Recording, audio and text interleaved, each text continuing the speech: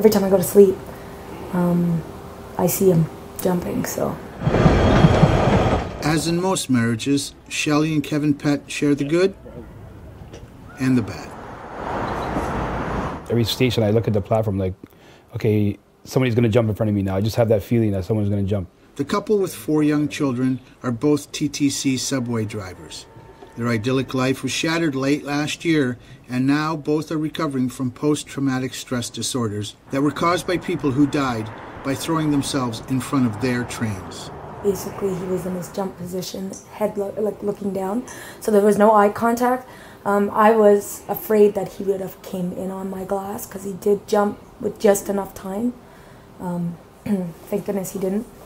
But I remember him telling me how bad the bump was. The couple shared a spotless 20-year record with no major incidents. That ended in October when Jarvis Collegiate teacher David DeWeese lay down on the tracks as Kevin's train approached the High Park station. As he was recovering with therapy from St. Michael's, his wife Shelley, who also drives on the Bloor-Danforth subway line, was victimized on December 19 when a man jumped in front of her train at the Broadview station. So I'm working right now to get back into the driver's seat. But it's tough when you've really enjoyed your job and you like doing it, and now you're unable to do it because of someone's choice. She's determined to get back into the driver's seat.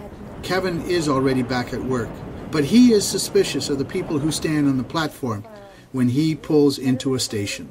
Instead of before where I would just drive in and it didn't bother me, now every station I'm expecting that person to jump in front of me. And as with most companies, the TTC weighed the pros and cons of the cost of doing business.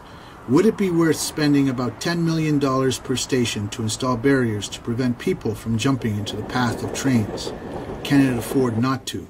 To know that we would go into work never having to experience this ever again, or for our co-workers, knowing that the ones that haven't experienced it won't experience it. But more importantly, it may also deter people from committing suicide long enough to seek help. For the Toronto Sun, I'm Rob Lamberti.